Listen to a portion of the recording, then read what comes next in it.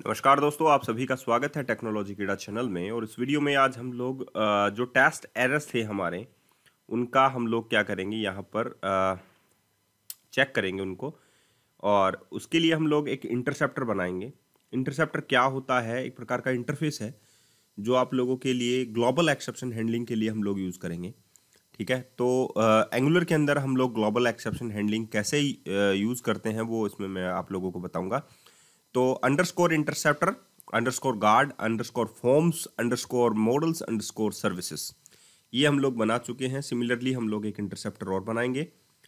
और आप लोगों को भी पता है कि बेसिकली जो हम लोग यूज़ करने वाले हैं, हम लोगों ने अभी तक not found, internal server error, bad request सभी यूज़ किए हैं। तो अब हम लोग इंटरसेप्टर भी यूज़ करेंगे, क्योंकि हर एक चीज़ों को। और मैं आप लोगों को एक बात और बता देता हूँ, अगर आप लोग मेरे एंगुलर के वीडियोस देख रहे हैं, ठीक है, तो आप लोगों को ज़रूरी है कि आप लोग एंगुलर के ट्यूटोरियल्स ज़रूर देखें। वीडियोस जो हैं, इस प्रोजेक्ट के वीडियोस अगर आप लोग देख रहे हैं और आप लोग एंगुलर में नए हैं, तो आप लोग मेरे पुराने वाले वीडियोस जो है, एंगुलर की जो सीरीज़ है, प्लेलिस्ट में जाइए, एंगुलर की सीरीज़ ज़रूर देखिए, क्योंकि वहाँ पर मैं आप लोगों को डिटेल में बताता हूँ इन चीज़ों के बारे में। ठीक है, तो जो HTTP इंटरसेप्टर होता है वो एक्चुअली में होता क्या है? इंटरसेप्टर इंटरसेप्ट्स और एंड हैंडल्स होते हैं इसमें। HTTP रिक्वेस्ट और HTTP रिस्पॉन्स होते हैं। ठीक है, और अगर हम लोग देखें, जो आउटगोइंग रिक्वेस्ट होती है, तो जो रिस्पॉन्स जो होगा उसमें ये जो मेथड है, नेक्स्ट मेथड, उसका हम लोग इस्तेमाल करते हैं। रिस्पॉन्स के लिए हम लोग किसका यूज़ करते हैं? नेक्स्ट मेथड का। तो हमारा जो रिटर्न होगी इसमें, तो नेक्स्ट डॉट हैंडल किया जाएगा, यानी कि जो रिस्पॉन्स है वो आउटपुट में हैंडल किया जाएगा रिक्वेस्ट को।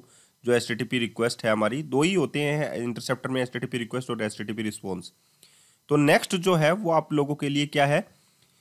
HTTP रिस्पॉन्स है। तो HTTP रिस्पॉन्स आप लोगों के पास आया, तो हम लोगों ने पाइप सिंबल यूज़ किया, पाइप जो है ऑपरेटर यूज़ किया, और उसमें हम लोगों ने कैच ऑपरेटर यूज़ किया है पाइप मेथड के अंदर। ठीक है, और कैच एरर जो है एक ऑपरेटर है, ये कैच करेगा एरर्स को। एंड देन फाइनली आप लोग जो है एरर्स में आप लोगों के पास क्या होगा? HTTP रिस्पॉन्स एरर होगा। ठीक है, तो आप लोगों को इस बात पर फोकस करना होगा। तो हम लोग यहाँ पर क्या करेंगे, यहाँ पर कैच जो है आप लोगों के पास आ गया, उसमें हम लोगों ने एरर को जो है वो कैच किया है। अब एरर जो है यहाँ पर क्या है? HTTP रिस्पॉन्स एरर है। तो इसमें हम लोग चेक करेंगे कि इफ़ एरर, ठीक है, तो जो एरर है वो हम लोग, अगर एरर आता है आप लोगों के पास, एरर डॉट एरर, ठीक है, ये हम लोग चेक करेंगे। जो रिक्वेस्ट है हमारी, ये ध्यान रखिएगा, आप लोगों के पास जो रिक्वेस्ट है, यहाँ पर आप लोग कैच एरर कर रहे हैं। तो इस बात में आप लोगों को मैं बता देता हूँ। देखिए, हम लोग जब इसमें एरर आता है आप लोगों के पास, तो ये आता है HTTP रिस्पॉन्स एरर, क्योंकि रिटर्न बैक होकर आप लोगों के एरर आएगा। और एरर में भी एक एरर है, ठीक है।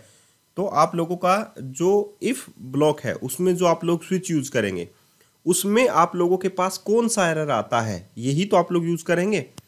कि आप लोगों के HTTP रिस्पॉन्स एरर आ गया, तो इफ़ में आप लोगों ने चेक कर लिया कि एरर आया है, लेकिन एक्चुअली में एरर के अंदर जो है वो कौन सा स्टेटस है, वो आप लोग स्विच के अंदर चेक करेंगे। कि आप लोगों के पास एरर डॉट स्विच, एरर के अंदर एरर है, तो एरर तो हो गया, इफ जो एरर लगाया है वो तो हो गया आप लोगों का पास HTTP रिस्पॉन्स एरर।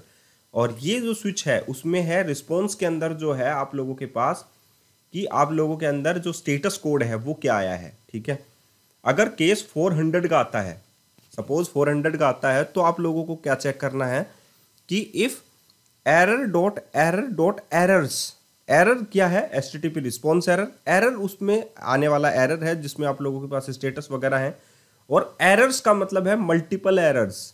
ठीक है, यहाँ पर आते हैं आप लोगों के पास। ठीक है, तो ये जो है HTTP रिस्पॉन्स एक एरर है, एरर उसके अंदर है, और एरर्स यहाँ पर ये जो है status, title, trace ID, type, यहाँ पर भी आप लोगों के पास एरर्स आते हैं।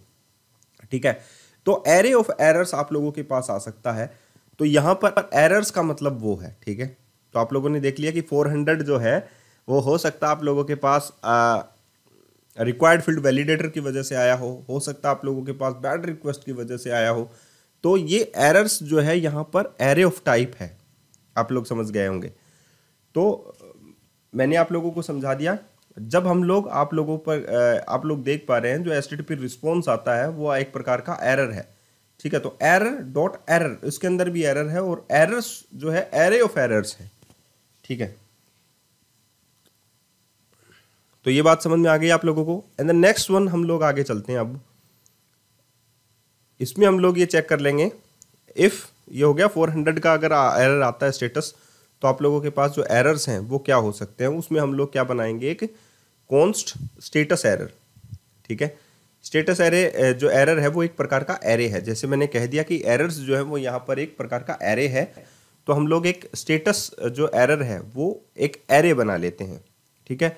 और अब हम लोग फॉर लूप चलाते हैं एरर्स के लिए, डिफरेंट टाइप्स के एरर्स के लिए, और पुश करते जाते हैं। जितने भी एरर्स हमारे पास आते हैं वो हम लोग स्टेटस एरर के अंदर जो है वो पुश करेंगे। तो पुश जो है हम लोग किस चीज को करेंगे, कॉन्स्ट की इन, की जो है वो यहां पर एक सिंगल एरर को दिखाता है, एरर डॉट एरर्स। आगे बात समझ में आप लोगों के पास, ठीक है। And the next one is if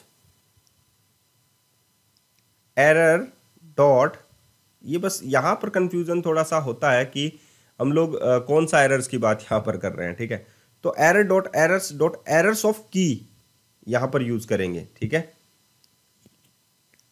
क्योंकि एरर डॉट एरर्स या एरर यहां पर क्या है, जो रिस्पॉन्स के अंदर एरर है और उसके अंदर जो एरे ऑफ एरर्स हैं वो है यहां पर ये एरर है। और इफ हम लोग यहां पर यूज कर रहे हैं कि जो की है, जो सिंगल एरर आप लोगों का है, अगर वो आप लोगों के पास है तो स्टेटस एरर के अंदर आप लोग पुश कर सकते हैं, ठीक है। और यही जो वैल्यू है आप लोगों की, जो की वाली वैल्यू है, एरर डॉट एरर्स ऑफ की, ये आप लोग उस के अंदर पुश करते तो एक सिंगल एरर आप लोगों के पास निकल कर आ जाएगा।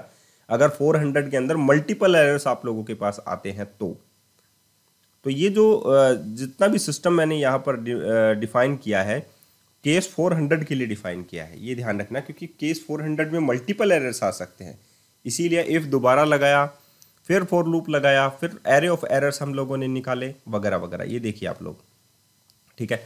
अब अगर एरर आ जाता है तो throw status errors dot flat.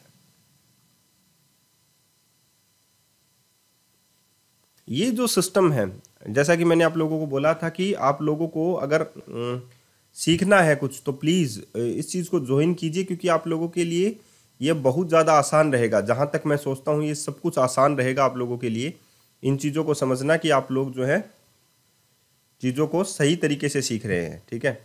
और मैं यही कोशिश आप लोगों के लिए भी करूँगा कि आप लोग जो हैं जो लाइव क्लासेस होती हैं उनको ज्वाइन करेंगे तो आप लोगों के जो एरर्स हैं वो दूर हो पाएंगे,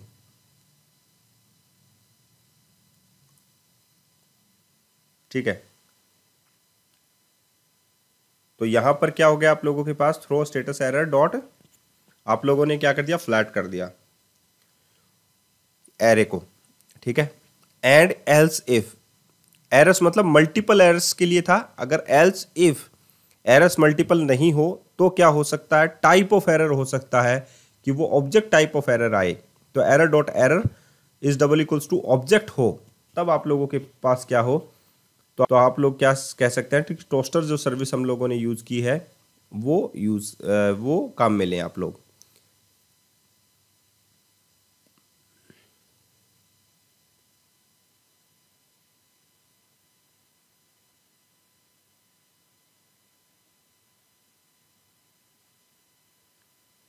ठीक है, अब ये देखिए यहाँ पर आप लोगों ने टोस्टर सर्विस काम में ली है इफ एल्सिफ में, एंड एरर का जो स्टेटस है, एरर डॉट स्टेटस टेक्स्ट जो आप लोगों के रिस्पॉन्स में आया है, और एरर डॉट एरर आप लोग जो है स्टेटस जो है वो भी निकाल सकते हैं, स्टेटस कोड जिसको हम लोग बोलते हैं।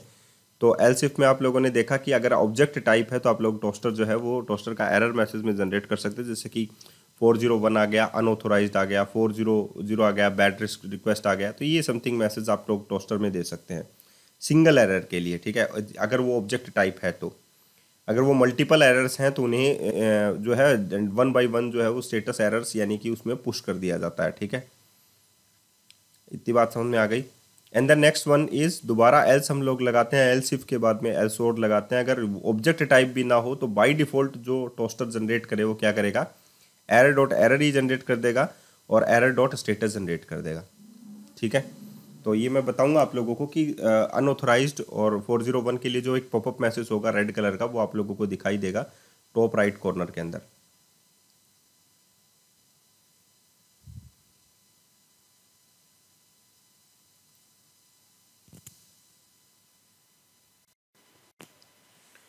अब हम लोग क्या यहाँ पर यूज़ करेंगे, ब्रेक यूज़ कर लेते हैं, क्योंकि एक केस यहाँ पर ओवर हो चुका है। अब 401 के लिए लगा लेंगे, 404 के लिए लगाएंगे और 500 के लिए लगा लेंगे और टोस्टर जनरेट कर देते हैं respective error dot status respective error dot error. ठीक है, तो उससे रिलेटेड आप लोगों के यहाँ पर हैंडलिंग हो जाएगी इंटरसेप्टर के अंदर। ठीक है, एंड देन फाइनली आप लोगों को क्या करना है, ये हो गया और यहाँ पर ब्रेक लगा देते हैं।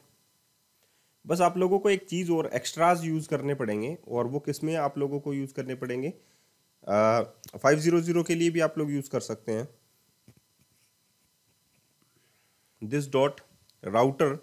अब 404 जो है वो नोट फाउंड है, और नोट फाउंड के लिए जो है हम लोगों के पास एक पेज है ऑलरेडी। ठीक है, बैड रिक्वेस्ट के लिए भी वैसे तो है, लेकिन 404 के लिए हम लोगों ने एक अलग से पेज बना रखा है ना, जो हम लोगों ने लास्ट वीडियोस के अंदर किया था, नोट फाउंड वाला किया था, और इंटरनल सर्वर एरर के लिए भी हम लोगों ने बना रखा है। तो उसके लिए हम लोग रूटर यूज़ कर लेंगे। ठीक है, ताकि हम लोग नेविगेट कर सकें डायरेक्टली उसी नोट फाउंड के पेज पर कि पेज नहीं मिला भाई। ठीक है, तो केस हम लोग router dot navigate by URL कर देते हैं नोट फाउंड। इतनी बात आप लोगों को समझ में आ गई, ब्रेक कर देते हैं। एंड देन फाइनली जो 500 है उसके लिए भी हम लोग रूटर ही यूज़ करेंगे, क्योंकि हमारे पास इंटरनल सर्वर एरर का भी एक पेज है। ठीक है, एरर्स वाले फोल्डर के अंदर आप लोग चेक कर सकते हैं। हमारे पास 3 पेज हो गए, अब 3 कंपोनेंट हो गए। एक तो ये टेस्टिंग वाला कंपोनेंट हो गया जिसमें हम लोगों ने टेस्ट किया था, 3 बटन्स थे जिसमें, और 2 हमारे पास इंटरनल सर्वर एरर का भी था और हमारे पास नोट फाउंड का भी था। अब ये देखिए 500 के लिए मैंने क्या लगाया है, अब यहाँ पर 500 के लिए मेरे पास क्या है, नेविगेशन एक्स्ट्राज हैं, कॉलन नेविगेशन एक्स्ट्राज। ठीक है, इसके बारे में भी हम लोग चर्चा करेंगे, नेविगेशन एक्स्ट्राज के बारे में, क्योंकि ये रूटर का ही पार्ट है एक प्रकार का। क्योंकि रूटर के बारे में मुझे बताना आप लोगों को कि रूटर नेविगेट बाय यूआरएल तो हम लोग करते ही हैं, कि अगर हम लोगों को किसी यूआरएल के ऊपर भेजना हो तो हम लोग क्या यूज़ करेंगे, और वैसे उसी प्रकार आप लोगों के पास ये भी है। ठीक है, navigation extras colon navigation extras. ठीक है, तो अगर हमारे पास है तो हम लोग एक स्टेट वेरिएबल बना लेंगे और उसमें हम लोगों ने क्या डाल दिया, एरर डॉट एरर्स। ठीक है, तो ये हो गया आप लोगों के पास। तो ये पूरा वीडियो देखिए आप लोग, और आप लोग डिटरमाइन कीजिए कि आप लोगों के पास क्या एरर जो है, क्या क्या कोड आप लोगों के पास आ गया है। एंड देन फाइनली आप लोग जो है थ्रो भी करेंगे। ठीक है, और मैं यही कहूँगा दोस्तों कि अगर आप लोगों को लिटरली कुछ सीखना है तो लाइव क्लासेस बहुत अच्छा है, एक ऑप्शन आप लोगों के पास है। ASP.NET कोर्स सिखाऊंगा 1 by 1, जो पहले ही अगर आप लोगों ने 5000 रुपीज़ दे दिए हैं तो उसके लिए कुछ कंसेशन जो है एंगुलर के लिए भी दूंगा। तो आप लोगों के लिए एक इतना अच्छा हो जाएगा कंपनीज के अंदर काम करना कि आप लोगों के लिए कोई भी मुश्किल नहीं रहेगा। तो 5000 जो है वो बहुत ही कम राशि आप लोगों के लिए कहूँगा मैं, और आप लोग अच्छा सीख भी सकते हैं। ठीक है, तो ये हो गया, देखिए navigate by URL, server error, और आप लोगों ने यहाँ पर नेविगेशन एक्स्ट्राज इसमें काम में लिया है। तो नेविगेशन एक्स्ट्राज जो है एंगुलर के वीडियोस में आप लोगों को डिटेल में मिल जाएगा। ठीक है, अब ऑलमोस्ट कोड खत्म हो चुका है और हम लोग आप लोगों को ले चलते हैं आउटपुट के पेज पर। सिर्फ थ्रो करना है हमारे को, और डिफ़ॉल्ट जो केस है वो जनरेट करना है। और बस इतना ही कहूँगा कि ये बस आउटपुट, बाकी आप लोगों को आउटपुट दिखाना है इसका कोड का, कि ग्लोबल एक्सेप्शन हैंडलिंग एंगुलर के अंदर कैसे करते हैं। और मैं यही आप लोगों को कहूँगा कि दोबारा आप लोगों से बोल रहा हूँ, ASP.NET कोर की लाइव क्लासेस माइक्रोसॉफ्ट टीम के ऊपर मैं चलाने वाला हूँ। वहाँ पर आप मेरी स्क्रीन में शेयर करूँगा, आप लोगों की स्क्रीन में यूज़ करूँगा, तो इससे अच्छा ऑप्शन आप लोगों के लिए नहीं होगा। ठीक है, 5000 रुपीज़ लग रहे हैं, बहुत कम राशि है और उसमें बहुत कुछ सीख सकते हैं। ठीक है, तो जो मैंने कम्युनिटी के अंदर पोस्ट डाल रखी है उसको आप लोग यूज़ करें, और उसको ज्वाइन भी आप लोग कर सकते हैं। ठीक है, तो बस एरर का इसका आउटपुट आप लोग चेक कर सकते हैं। आज के लिए इतना ही, फिर मिलते हैं नए वीडियो के साथ। धन्यवाद।